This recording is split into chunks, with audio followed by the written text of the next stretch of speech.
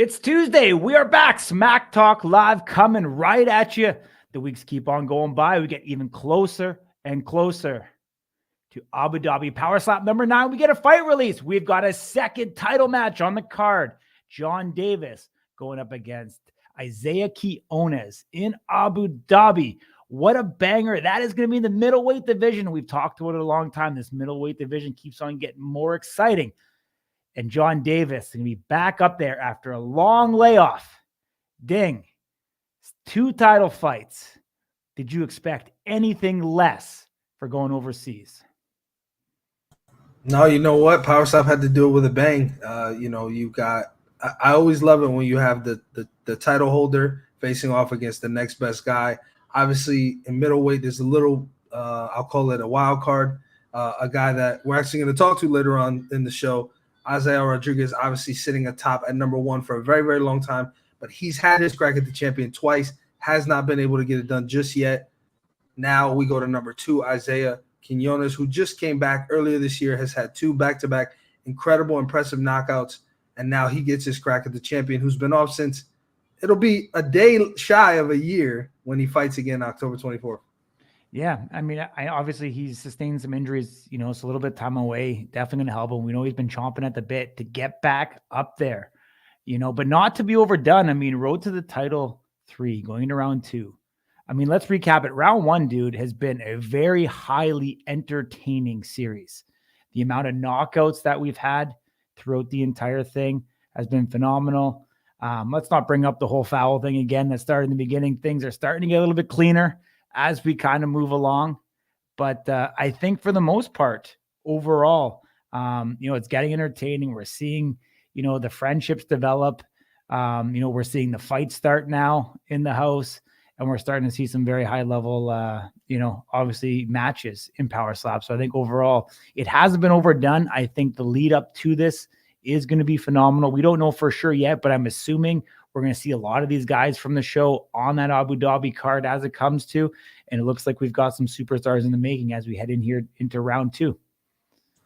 Absolutely, man. I think the way that the show's been portrayed has been, incredible. Obviously, you get invested in some of these characters. You put their skill set and their ability to strike at the forefront, and then you tell their story behind the scenes.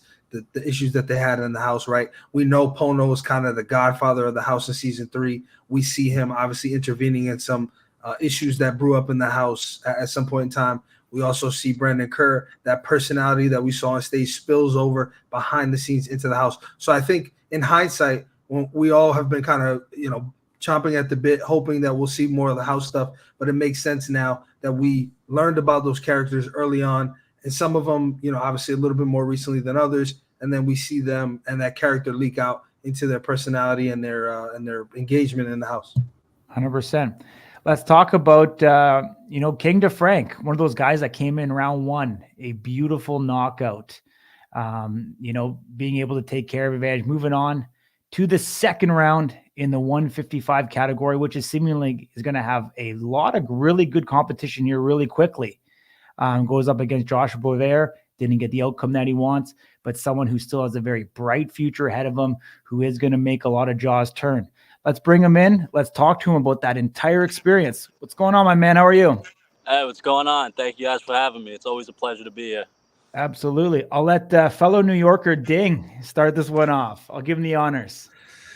Yeah, brother. Always great to talk to you, man. Thank you so much for giving us a little bit of your time. Obviously, you asked me a question off camera, and I'll spoil this for the audience. Obviously, my answer to you is we'll talk about it on the show. But first things first, I just kind of want to say, great performance in both round 2. Like Corey said, not the outcome you want in round 2, but you're going up against a guy that we now know. In both the fights that he's had that we've seen, dude doesn't move. So there's something about what he's got on, his chin, his grit, his determination, his willpower. And it hurts me to say that because he's Canadian. And I've been getting made fun of. Hands down, after that match, I could definitely say the lightweights, I definitely think he has the best chin in the lightweight division. After that match alone and seeing what all the matches and how they've come out with the lightweight division, I would definitely give that to him, 100%. I agree with that. And you know what? It was great to see your chin tested. Obviously, early on, you get dropped. you knee. I think in the second round you don't actually drop, but You want to hear something crazy about that though?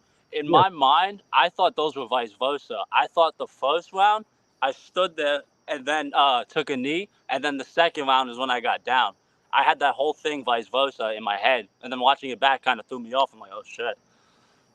Yeah, so I mean, but kudos to you, because typically we see your chin worsen as time goes on. In your case, it actually seemed like your chin got a bit better. I was interested by, and we talked to Josh about this last week. I was interested by I called it a standing TKO, and what I mean by that is, oftentimes, and I'll use Nate Bernard as an example. Obviously, he goes into round 1 against Damian DeBell. He gets dropped, stands back up, doesn't make the 10 count to the referee's liking, and they wave it off. Sure, he's standing, but I wouldn't call that a standing TKO. What I would call a standing TKO is where the referee looked at you, didn't like what they saw before they even got to the count. You never went down in that round, but he said, we're done. I'm not exactly sure what he saw. I mean, you definitely didn't look like you liked that strike, but I thought you absorbed it pretty well, given the fact that, again, in round 1, you dropped. In round 2, you took a knee. In round 3, you didn't do either of those things. Do you know what he saw in your? I mean, just looking back at that and then remembering what you experienced in the moment, was he right for calling that off? See, this is my thing with that. Honestly, the way I look at everything, I was arguing with him, and I remember the whole thing. I remember arguing with him, everything like that. But as his job, he is a professional referee. So I think maybe my eye might have been maybe like a little twitch or something like that. That might have been like, okay, like this is what we got to call it. But I don't think it was fair to call, only because I wasn't going to strike again and I wasn't going to get hit again. So that's what kind of threw me off, especially when I was fighting with the ref at that point too. But at the end of the day, I can't argue it. I can only move forward from it. But yeah, that definitely threw me off 100%. But I'm thinking maybe my eye was twitching, or he saw something that maybe he didn't like, and right there he called it. But it blows my mind, honestly. Yeah, so obviously you're coming off round 1, a pretty emphatic, knockout, an impressive victory, and you go up against this guy, and the first time you hit him, nothing happens. He doesn't move. He doesn't do anything, which is reminiscent of what he looked like in round 1. And as the fight goes on, obviously we see that continues. What are you thinking in that moment where you just had a round 1 knockout virtually a week ago, and you get to this guy, you hit him, and nothing happens? What's going through your head? So in that situation, see, I looked at it a little differently, because the match before in round 1, I knew that was going to be a breeze regardless. I knew that wasn't going to be too much of a challenge, and that's no disrespect to Gianni. He definitely hit me with a good shot, and that's all respect to him for even stepping on that stage 100%. But with Josh, he's more my size, not really my build. He's more on the athletic side. But, once I knew that, I knew it wasn't going to be an easy just one knockout. I knew it was going to be an actual war. And the way that it played out, I would say defensively, I probably did my best defensively. Offensively, there was definitely some things I can work on 100%. But when I first hit him and he didn't move, my mind was blown, because I'm thinking after my first round, I had like the lightning of God on my hand, and like I was just knocking everybody out. So I sat there. They didn't show it in the show, but it was funny. I sat there after I hit him. I'm just staring. I'm like, what the fuck? He just went like this and just stood there. I'm like, oh man. So I just sat there staring for a second. I'm like, all right, let's get it. But regardless of how the outcome, even round 1, round 2, I bring the intensity throughout every single round, regardless of how it's going to be. Some people will get discouraged by that and think, okay, I lost, I'm not going to give it my all. I push to the very end, you know what I mean? And I always give it my full, regardless of the outcome. Yeah, I mean, listen, you touched on it. Your personality, nevertheless, it's inbred in you. It's who you are. And I think that's something that is very difficult to teach. Some would argue you can't teach it. So my hat's off to you. Obviously, always incredible. Before I turn it over to Corey, I want you to do me a solid and ask that question again that you asked me before we started filming. And I'm going to answer it, and then I'll turn it over to Corey to answer it from his point of view. All right, sounds good. And thank you. I appreciate that. My personality, that's one thing I really strive for. That's one of my best traits. So I do appreciate you noticing that and saying that. The question that I did have for you off camera, and I really wanted to know, because the first interview, I know you guys were talking about my chin, and I don't blame you, because I had it out there like an idiot. But the changes I had from round 1 to round 2, what do you think about that?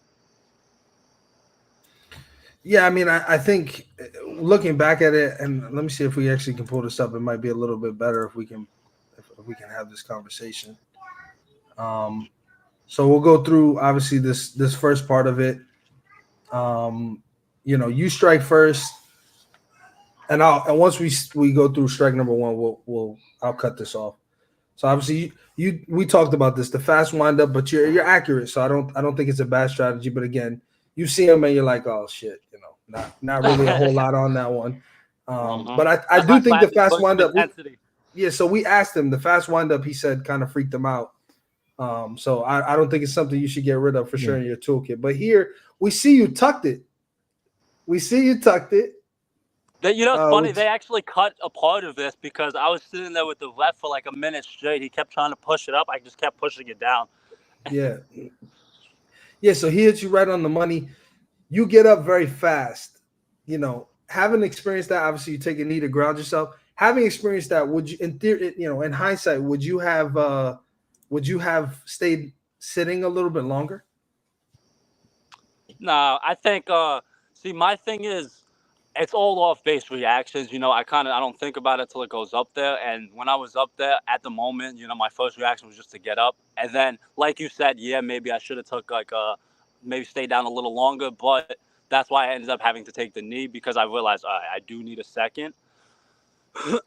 But I think at the moment it was more so I just got dropped, so I have to get up. And then now, okay, I'll take a knee on myself versus him putting me down, Yeah, I mean, like I said, we see it there. You obviously tuck your chin quite well. Again, just whatever he hits you with. But I also would say that difference is likely a part of why your chin seemed to get, I'll say, better or more durable as time went on, which is typically not what you see. It's usually the opposite, right? Yeah. Azael, who's sitting backstage right now, when he fought John Davis for 5 rounds, you start to see in rounds 4 and 5, now John Davis is starting to be like, all right, this is serious. But in the beginning, he's like, oh, these strikes are nothing. As time goes on, though, that accumulation, Azael's dishing power every time, and it's getting better. So it started to wear on a guy like the champion. For you, it was the opposite. It seemed like you're getting better over time. Again, I don't know what happened around 3. I wasn't up there. I'm not the ref.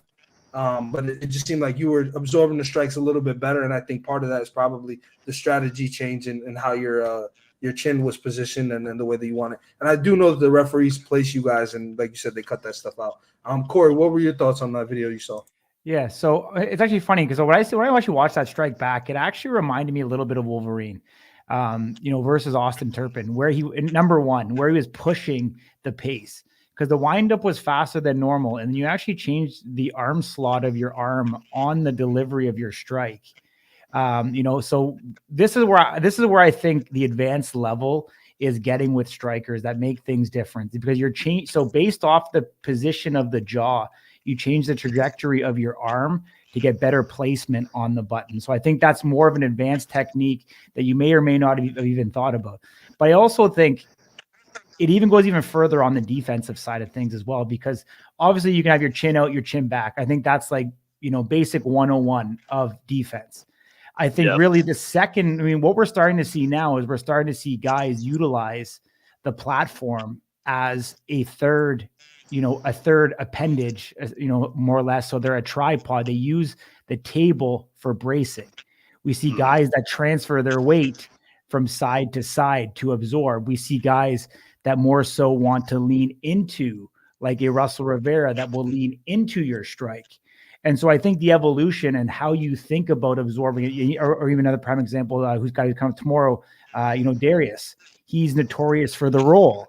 So, getting into the more advanced levels, and as this continues, I'm not saying there's any one right or one wrong. I think obviously the chin placement was better. And I think the next level is like, okay, now if that's one aspect, and I think Josh is a different animal. And I think to be able to defend from him, you're going to need to incorporate some of these other techniques into it to better absorb that. Cause it's still so fresh. It's still new. I mean, we're sitting here at, 155. I mean, is there 6 guys maybe still under, still, right? How many were on the show? 10 or 12 plus for Trujillo. We're still relatively new. Obviously, it's still working its way through here, and we're going to see the evolution of it. I think it's going to be an incredibly exciting class. 155 is very obviously competitive and deep in the UFC. I think it has that potential to be very, very deep here as well.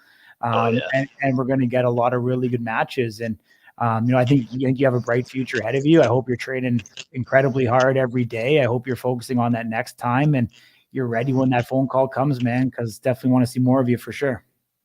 I appreciate that. And once my next fight, you're going to see a whole different animal. You're going to see partially the knockout animal from round 1, and then you're going to see the defensive side from round 2. But like you said, there's going to be a lot of touches on it to make it where it's actually perfect because, you can only get better. It can't get worse.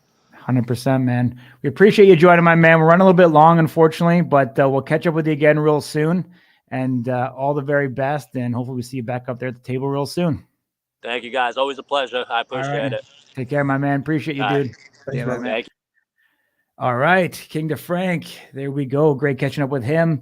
Not too many appearances of him so far. Every time you get to talk to him, great to talk. And I appreciate the kid asking, wanting to learn, be a student of the game, and all that. We're going to bring another student of the game who is turned teacher, and then things didn't quite go whatever way with Miss Diamond. But we're going to bring in Cody. What's up, my man? How you doing, brother? Good to see you guys. Good. Long time no talk. How are you? I'm doing great. Doing awesome. How cool is that kid, man? Yeah. You know what, man? They're coming in with more swagger. That's for sure, dude. They're coming in. The graphs are social and the understanding. Kid's got 100,000 followers on IG. Does stand-up comedy and rap. It's just doing everything, man. There's something about that New York accent that gets the people's attention. Awesome, man. I got to get you to switch your camera sideways, buddy. You look like a little ant. Let's see. Can you make that happen? How's there that? We go. Looking good, buddy. Boom. So what's happening, man? You still back in Cowtown? Man, I just moved to Iowa a few weeks ago. And, okay, so you're really in Cowtown then. Dude, you know what? This place is a lot different than Vegas. We've been all over these last 6 to 8 months, and Iowa's got its perks, I'll say that. Okay. Perks in which way? It's simple living, dude. Like the people, there's nothing. I've been all over the country now. There's nothing like the Midwest people.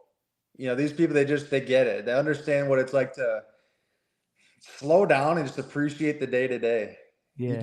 You can lose a lot of yourself out in Las Vegas, like that. 100%, man. 100%. I see you still have those braces on. How long till you get them off? It's been a year, man. It's got to be soon. Dude, I got like 2 or 3 months. I'm actually flying down to Arizona to get them. My last appointment on Thursday, and hopefully they give me some good news because that's what I'm holding out for my next fight until I get these off, and I'm excited to see what changes. Yeah, I mean, last time you and I sat down, I guess was at Red Rock when we had a little bit of Italian there. Nice Italian joint in Red Rock, and kind of what you were talking about. You wanted to wait till the braces came off before we seen you again. So you think that's obviously close, but has the phone been ringing? Has Eric and Frank been keeping in touch, stuff like that? Not too much right now. Obviously, I think there was a lot riding on that last fight with Russell, and I got some work to do. That was a big moment where number 8 going up against the former number 3. That one stung a little bit. So I think I got some work to do. The 205, it's a stacked division. There's going to be a lot of matches that I think are going to take precedent over the next few months that are really going to define the top 10 for sure. Yeah. But make no mistake, I'm still ranked number 8. Still, I think are a worthy opponent against for sure the 5 through number 10. And I got my eyes on a couple of people I'd love to test the waters with, and then all goes well, I'd love to see that rematch with Russell, because I think there's first absolutely some improvement that can be done. Yeah. I mean, seeing the success of a guy like Isaiah Quiones dropping down to 185, does that cross your mind at all? Yeah. So I'm really right now, I'm looking at this. I got free moves on the board. I can, test the waters with myself, how to testing the weight cuts, staying in the gym. How can I walk around 200? So to have a steady weight cut down to 185, or looking at, do they want me to stay at 205? And I'm even not opposed. Give me 4 to maybe 5-6 months or so. I'll stack on 30, 40 pounds. We'll go up to 265. That to me, if I'm selfishly speaking, That's my number one choice, just because, as any former wrestler knows, those weight cuts are brutal, dude. Yeah. And I don't know how much, I mean, with the sport being still so new, I don't know how much weight cutting is really good for this.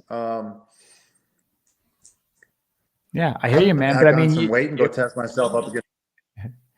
I mean, you're in the right state to do it. You got lots of cattle, you got some potatoes, you can do whatever you need. That's all I know of the area, my man. That's the ignorant Canadian in me. But I actually got an interesting question. Who do you think actually hits harder, Russell Rivera or Damien DeBell? I don't think we've ever actually compared that before. Because we've talked about Russell be one of the hardest hitting guys in the league, and Damien DeBell as well. But how do you think the two of them stack up? So I think they're different in their own ways. Russell, I think, is, in terms of heavy hitting, I think he's got that traditional boxer sense. So it's that concussion power. But as far as the cleanest, hardest hitting, I think there's nobody like DeBell. You see what he did to Nate Bernard, and his windup is just so precise. That'd be one to anybody should be nervous about. Russell, and this is all respect to him, the Hawaiian people. If I'm being honest, I think Garrett Blakesley hit harder than Russell Rivera. Russell, interesting. He's got some work to do. He needs to be able to keep his feet down. But as far as like hitting harder, one of the mistakes I made is I gave way too much respect to his power, and it actually caused me to flinch on that first round. So going in, if I ever get that rematch back, I don't know. I think you can give a little less respect, Gotcha, my man. Last one for me before I turn over to Ding. But have you been watching Road to the Title 3, and what do you think so far? I love it. I tell you what, the new house looks incredible. A lot different than the one we were in. I love the personalities. I think they were very smart bringing in a lot of the 155 division. DeFrank, the guy you just had on, love that kid, love his personality. I think they did a really good job bringing in more guys that are committed to it, that have a social following, that can bring awareness to this sport. I think the guy that should be really excited for it is Trujillo. I'm excited to see what he does with all this. Yeah, I mean, it's going to be exciting, dude. We're going to see how he stacks up. Obviously, the experience that he has, the toughness, the MMA background. And, especially with that performance of, Josh Bovaert, fellow Canadian, Ding. Be very interesting to see that matchup happen. I think he's primed right now, but they probably have the most success against Robert Trujillo. But obviously, we know there's levels to this division, and experience obviously goes a long way. And I think that'd be an incredible match, whether we get it at Power Slap 9 or in the future. Because obviously we're going to round 2. We've got 3 matches. Don't quite know how all that's going to kind of fold out before Trujillo gets in the mix. So maybe we see a matchup of 2 of these cats, and someone then goes up against Robert at a future date. So we'll find out real soon. Absolutely. And the real winner of all this is the fans. I mean, you're getting so many different personalities. The build-ups are fun. Obviously, everything on stage, that shock factor with these knockouts. We've had a lot of knockouts this season. And, just to be a fan of the sport, they're the real winners. 100%. Beautifully said, man. Obviously, you touched on it earlier, Cody. You don't get the outcome you're looking for when you face Russell at Power Slap 7. But one of the things, and we just talked about this kind of with DeFrank, when the fight was called off, you didn't fall. And I didn't think your footwork was bad, but the referee kind of stared at you and made the decision to wave it off.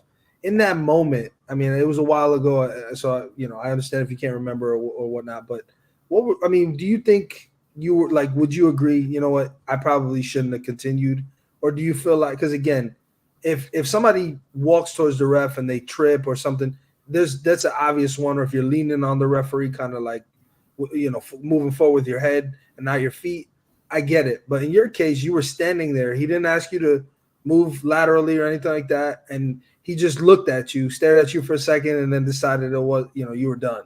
Yeah. What were your thoughts on that stoppage? So in the moment, I felt. Let me back up. Looking at the replays, right? I didn't. This is just me calling a spade a spade. If the catchers didn't catch me, if they didn't brace me, I would have fell 100%. Humbly, I gotta own up to that. Would I have gotten up in time? Who knows? But looking at the facts of what actually happened, when I stayed on my feet, I was coherent. I was there. Was I wobbly? Of course. I just took 2 brutal slaps from arguably one of the hardest hitting guys in the promotion.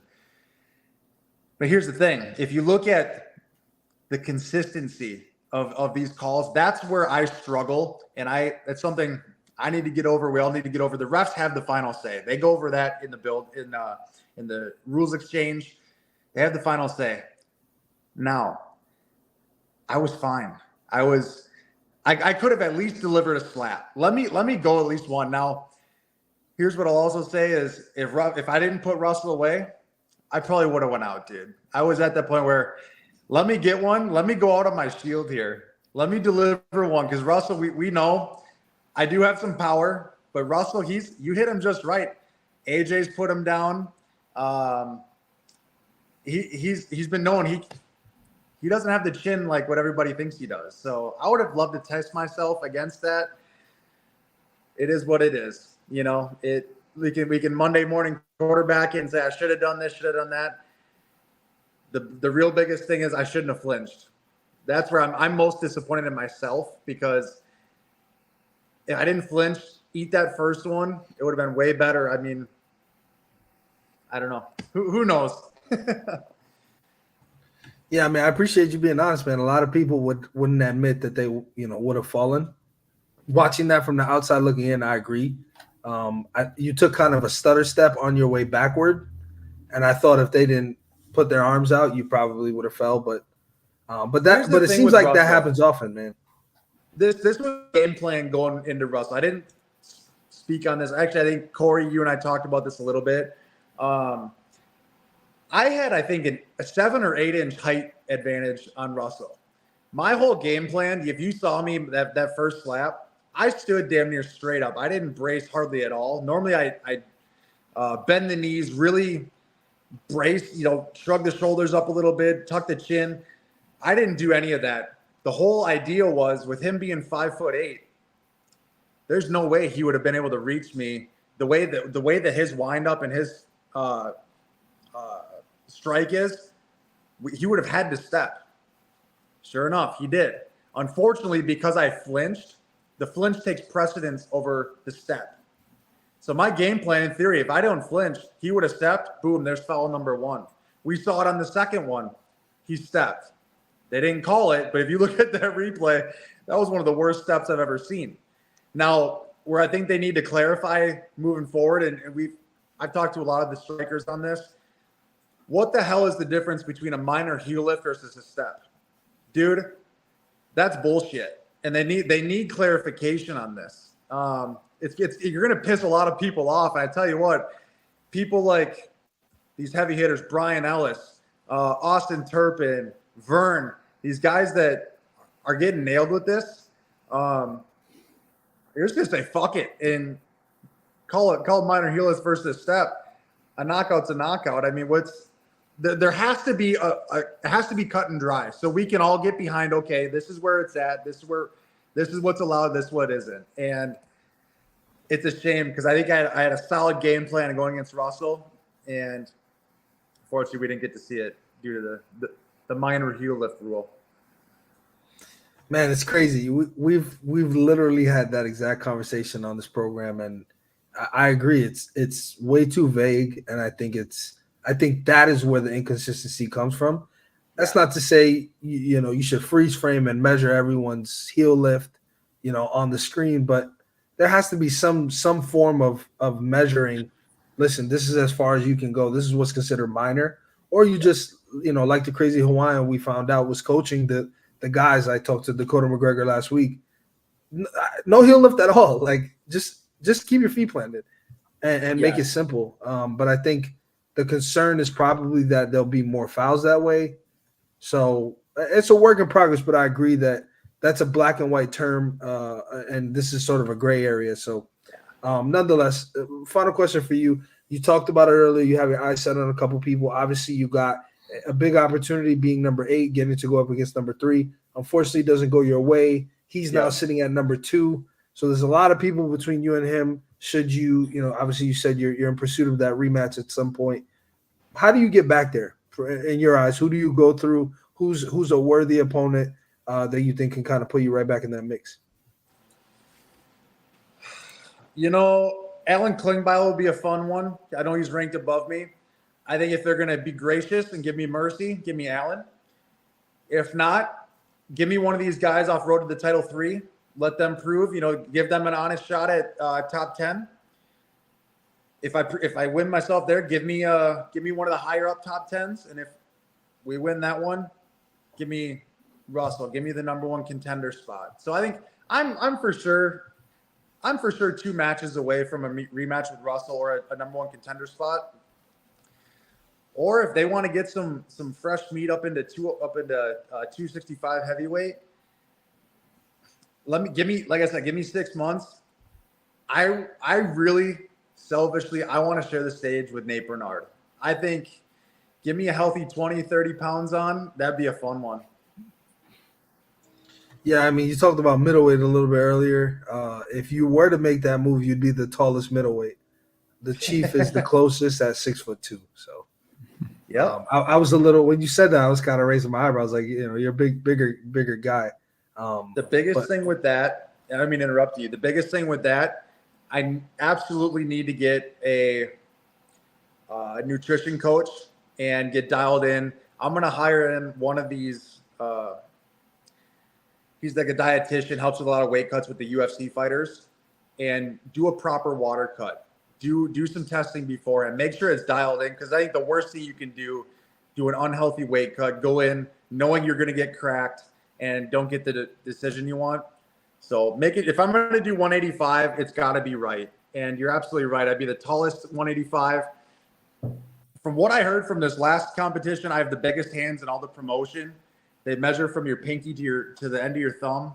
I got 11-inch hands. So I think going up against those guys, I think we can have some fun. Core? Yeah, man. Yeah, I mean, you seem you got 3 weight classes, could go one way or the other. I mean, a lot of ways, we see the heavies going up to super and having success. We haven't really seen a lot of success anywhere else. Most of the time, we obviously encourage guys to drop down, just kind of the state of where a lot of these guys have been. I know you walk around fairly lean, so it may not be the easiest thing for you to be able to do so.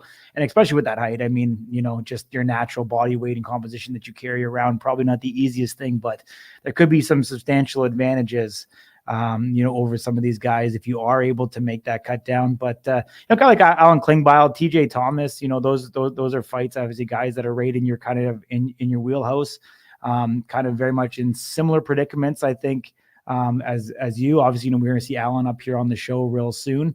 He kind of had another opportunity to show out there. Actually, even Colton Cole would be a fun match for you. Another tall guy. Is Kansas considered the Middle East? I'm not sure. Kansas, or is it more middle? Central? Yeah, okay. Is pretty good. I think he's a Missouri boy. From Missouri, him and TJ. They're all that gorilla slack. So it's all the same to Canadians. They think Kansas is New York, is California, is Missouri. Yeah. They're all Tornado Alley boys. Exactly. Awesome, buddy. Great catching up with you, man. Hopefully we'll see you out there real soon. If not, I don't know, these rumors of December, or maybe we see you out. We'll see. We want to talk about that. I get the braces off in December. My birthday's January 20th. All right. Give me a birthday present. Give me a late January. Let's do some traveling. I got my passport coming. Little Saudi Arabia for you on the 30th. Dude, let me be active. Let's take this serious. Yeah. 100%, my man. Appreciate you, dude. Great catching up. All right. Keep the show rolling. Likewise. Man. We'll catch with you Love real you, boys. soon. Take care, man. Yeah. All right, Ding.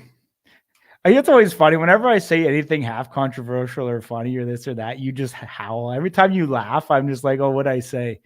I dropped this joke when I was emceeing a bodybuilding show this weekend, And like, it was just like, that was it. They didn't let me tell any more jokes after that. So, was it it was the bodybuilding joke? It was like lift something to lift or some shit. Yeah. I just said like, what do you call a ripped terrorist? Osama bin lifting. Yep. Guess it was a little bit too soon for people, but all right, man. Listen, we've had a guy sitting backstage for fucking ever. I appreciate him, and I feel bad, Azael. I'm so sorry, number one, and thank you so much for hanging out, bro, backstage and watching the mayhem. No problem, man. Thank you guys for having me. Yeah, UFC Noche, man. What did you think of that? That shit was tight, man. I was in between watching that and the Canelo fight. I'm a big Canelo fight fan, so. It was awesome, man. It was a little bit disappointing seeing some of the Mexican fighters lose, but all in all, man, the entertainment aspect of the sphere, all the representation of the culture of Mexican culture, what they showed was just amazing. Yeah. I mean, you talk about Canelo and boxing, and obviously we know that, the deep heritage of boxing in Mexico.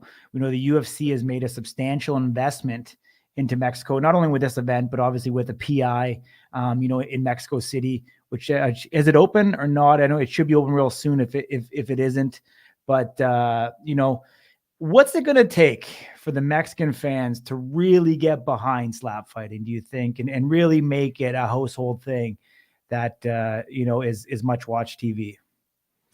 I don't know, man. I think it's just continuing to see the sport, continuing to see. I think now, like most of my social media, the increase has been just mainly Mexicans that have been following me. So I think it's just giving the opportunity to just watch the events, and as the events are going on, they just keep increasing in as far as entertainment. They just continue to be more entertaining, and I think just once the Mexican people are able to see the actual events, not just the highlights, they're going to be like, yo, like, this is what we were born to do.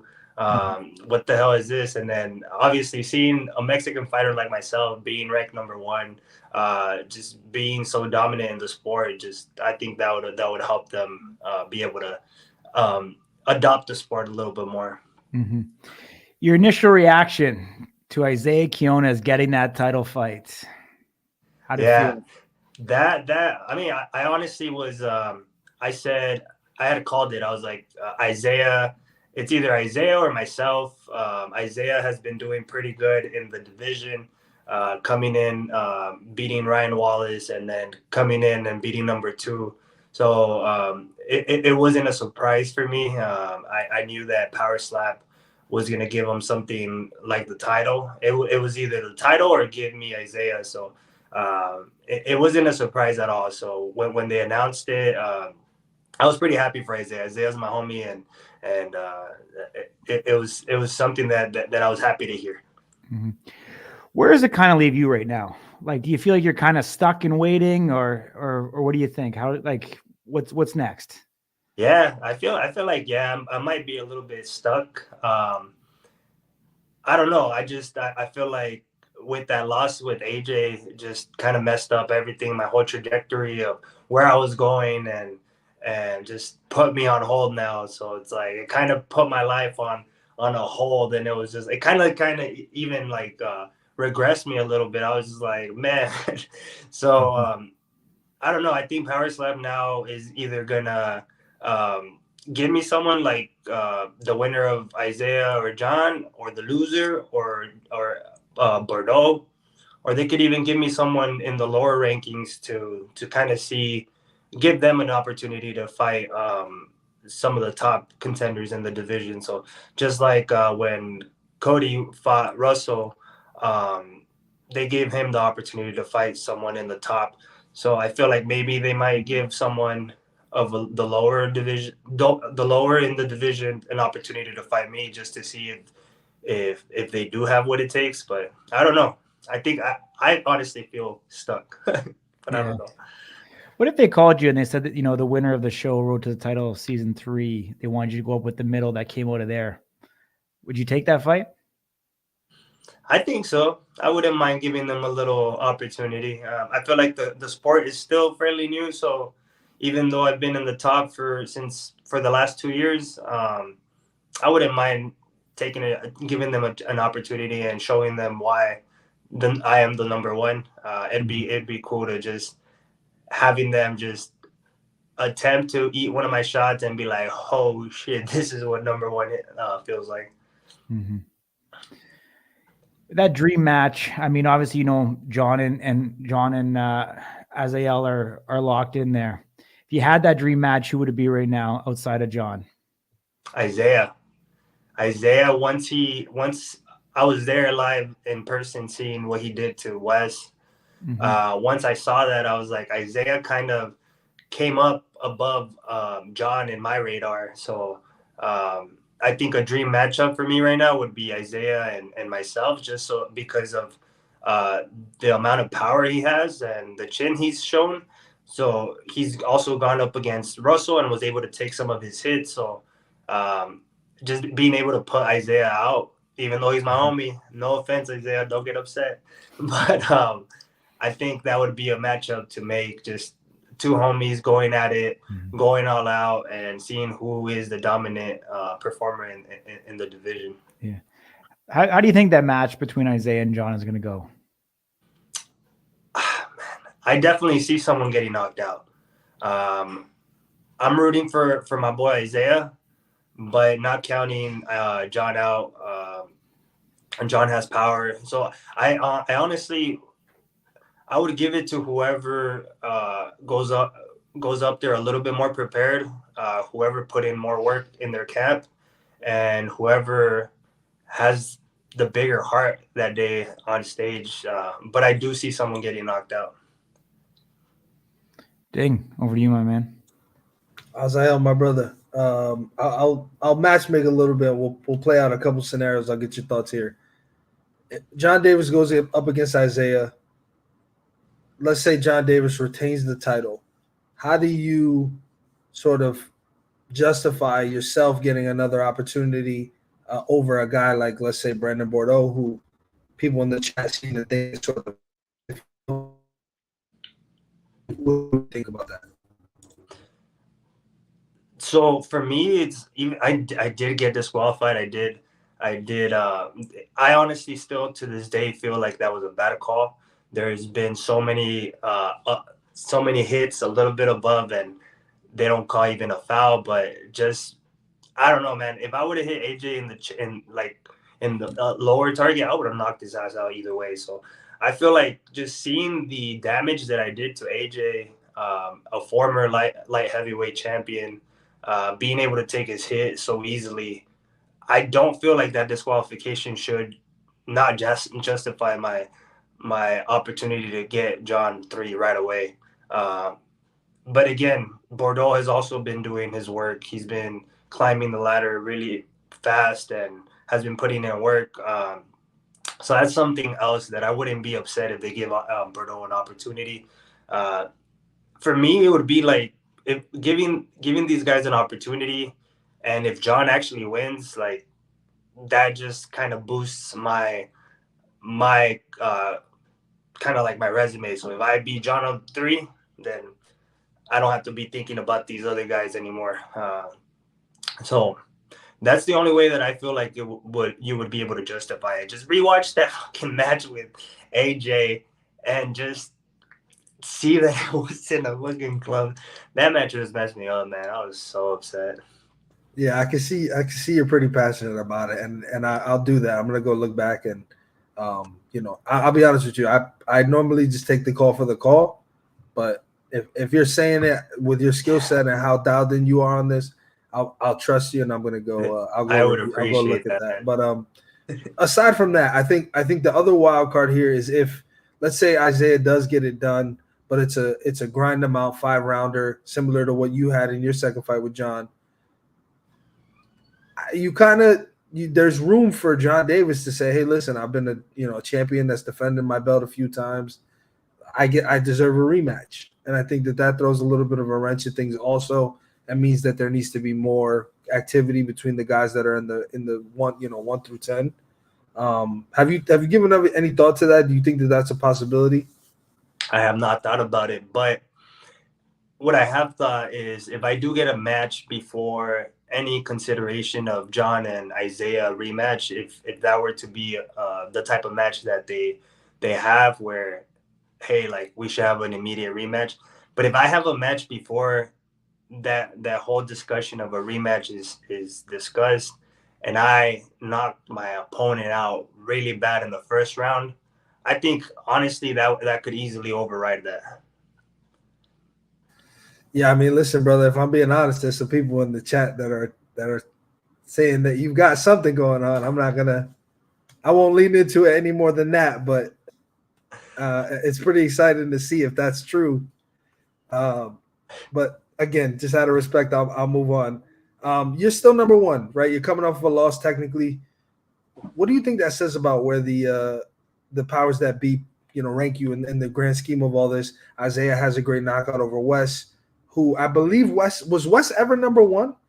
Yeah. So Wes is a former number one, and you guys have been playing 1 and 2 over the course of the last year or so, actually a little over a year. You're still sitting at atop a mountain after you lost, and Isaiah, obviously, again, there's an asterisk on the loss, of course, but you don't move. You're just holding that spot. What do you think that says about what they think about you? I honestly think that they rewatched that match and they said, hey, we fucked up. We messed up on that decision.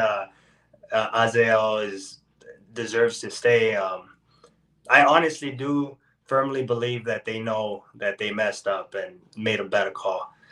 Granted, it was a little bit high, but there's been so many bad hits like that are even leading with this, and they don't even call it. But for me, I just happened to hit him a little bit high, and just because I knocked him out, so I feel like they know, and even if that's not the case, they know that I possess the skill, I possess the power, I possess the chin to be up there and stay as number one. I don't think anyone else in the division has shown my type of skill. Isaiah, obviously, yes, because he beat number 2 and the way he beat Wes.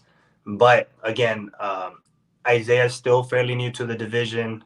I've been putting in work in this division, so they know what kind of athlete I am in this sport. So. Yeah, brother. I mean, listen, you're entertaining every time you go up there. The knockout power, and we've seen you do, go both ways, right? You've had the knockouts, you had the five round wars. Very, very exciting person in your division, a great personality. You're very astute. You get this game.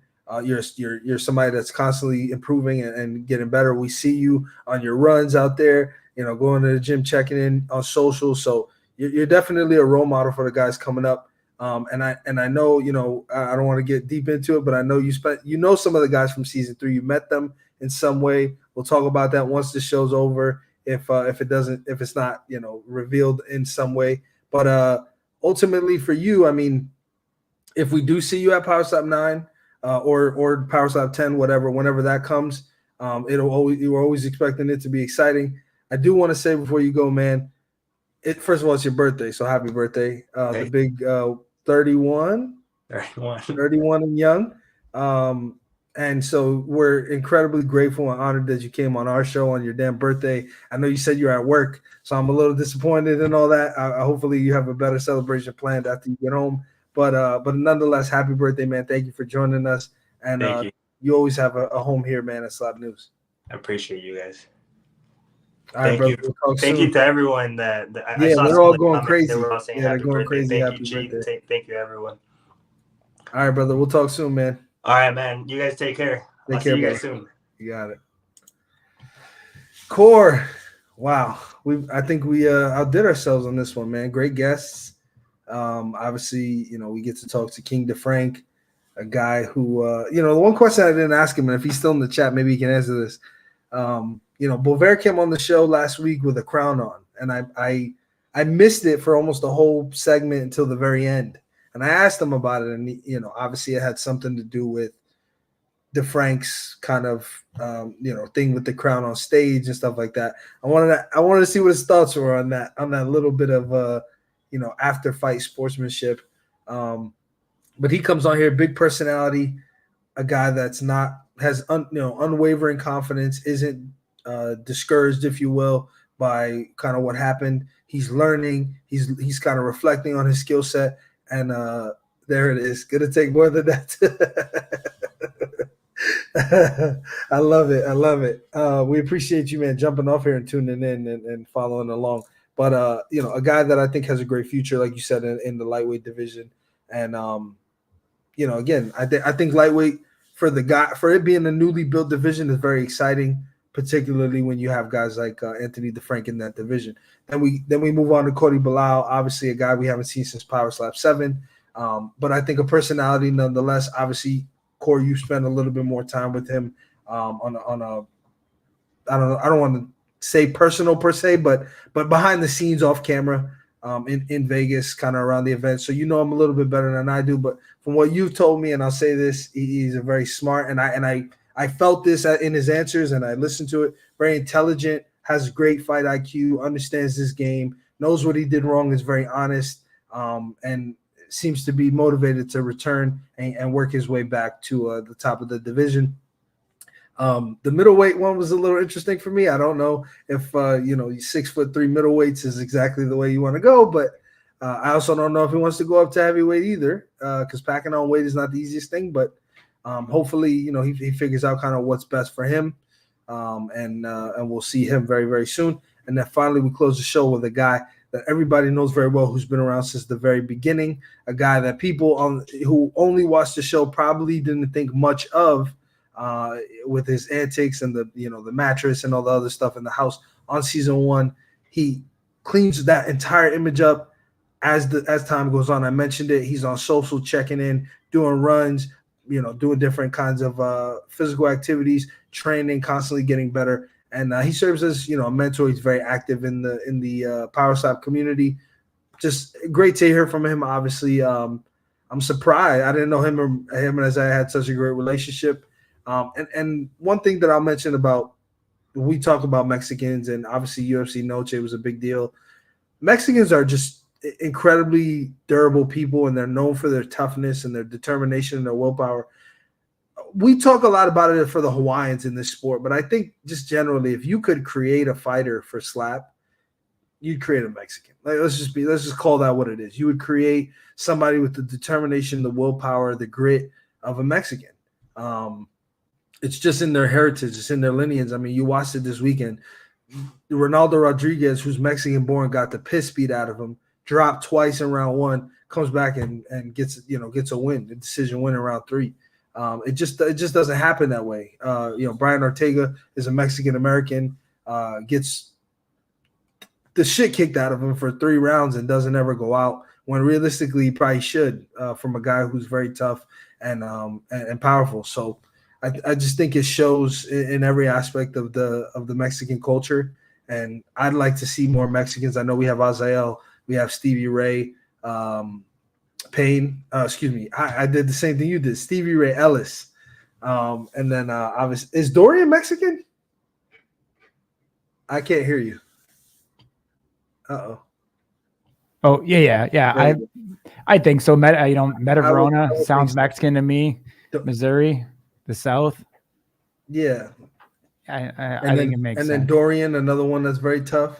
Brandon said, "I'm Mexican." Anyway, Brandon, you're as white as hilarious. You're as white as the paint on the walls, man. He's the butcher, okay. Like Spencer, all this should cause yourself greatness within. Yeah, I mean, listen, we've so far, Chief, you're not lying, brother. We've seen it, and I think that generally speaking, the Hawaiians haven't had their day yet. Where I think I don't want to get this wrong off the top of my head, but I believe in Power Slap, the only knockout we've ever seen to a Hawaiian was Russell.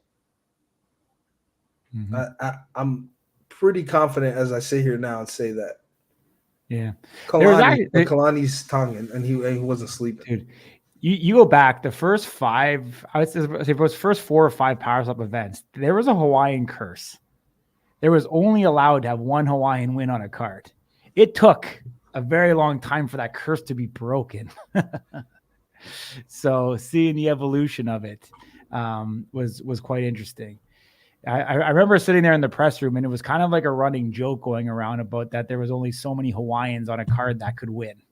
So it was quite interesting to kind of see that. But I mean, you talked about Cody Belisle, very, very smart guy in that middleweight division, or sorry, in that, killer light heavyweight division. If he was to drop down to middleweight, would be something very unique and different that we haven't seen in the past. I don't know. I think there's a lot to look at with that. We haven't really touched on, our thoughts on John Davis and Azael Rodriguez and what we really think about it. And I mean, I just pulled up the event because tickets are on sale right now in Abu Dhabi, and the event is over half sold out already. So tickets are selling very, very well for the event. Starts, like I said, around $55 American to get in the door. Goes all the way up to 6,000. They've got some really cool new features. You can even get yourself a coin, one of the official coins that they use to determine who gets to strike first in a match. For the top. Hold on. Give that some context, please. Yeah. What do you mean? Top tier VIP. So it's part of a $6,000 package. Yes. You cannot just go and purchase the coin. No. I just want to make sure that's clear. Yeah. So $6,000 gets you a commemorative coin that they use to make the coin toss with. So very cool, man. It's cool that they're seeing that and actually open this up and utilize these opportunities. Part of it, too, which I thought was really cool, is that you get to walk out with one of the strikers. Isn't that dope? Talk about a once-in-a-lifetime opportunity to be able to be in the corner of that cat. Yeah, that's cool. That's an interesting one. I mean, the UFC doesn't even do stuff like that. That's a really interesting way to give people value. I'd almost rather just sit with them in their locker room and talk, but their heads in the game. So I don't actually know if that's such an enticing thing. I mean, I guess if you want the best seats in the house for the person, but I don't know.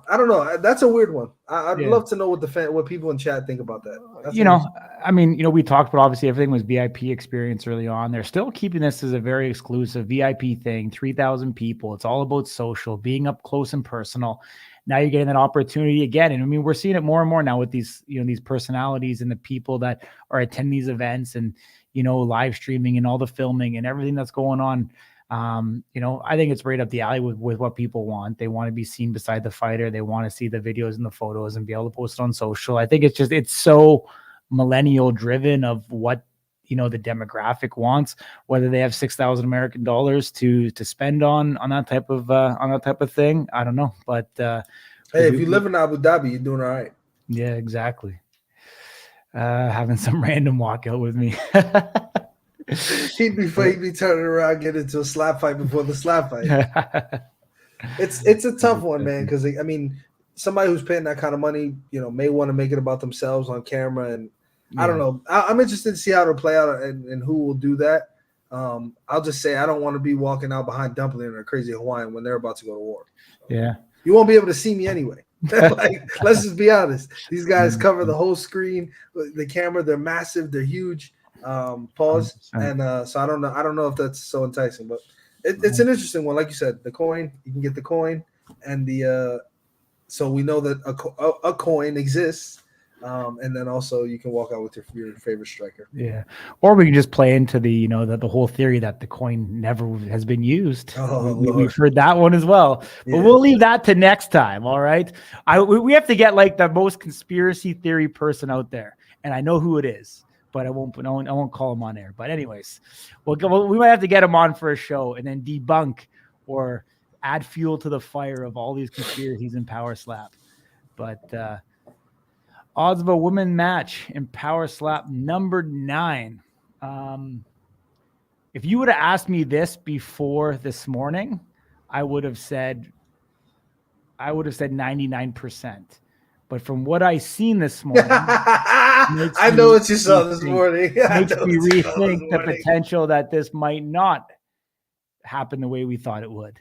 So that one's still up in the air at this particular moment. No, I'm still gonna say 90%. Yeah. Okay. I'll say 90% because if it's not the fight we're thinking of and the fight that we've heard, from somebody saying that they're fighting, then it could be somebody else. I think there's enough women around, and So we'll see what happens. I agree with you. I mean, hey, we see Paige Van Zandt with the towel, preparing with the, doing the next exercises. We know that she wanted to be active before the end of the year. That was wild. So I just want to say the comments on that were wild. what were they? I didn't see them. Well, she wrote, because the question was, what am I training for? And she's doing like the, people are like, your OnlyFans after dark, like all this crazy stuff. I'd highly recommend if you haven't seen it. It's hilarious. Go check out Paige Van Zandt's training video. Yeah. Awesome, buddy. Appreciate you, man. We'll be back tomorrow night. The final slap following the latest episode of Road to the Title 3. Going to be a banger again. All right, my man. Yes, sir. Peace. Tomorrow. Love everyone who's tuned in to this point. Appreciate you. Talk soon.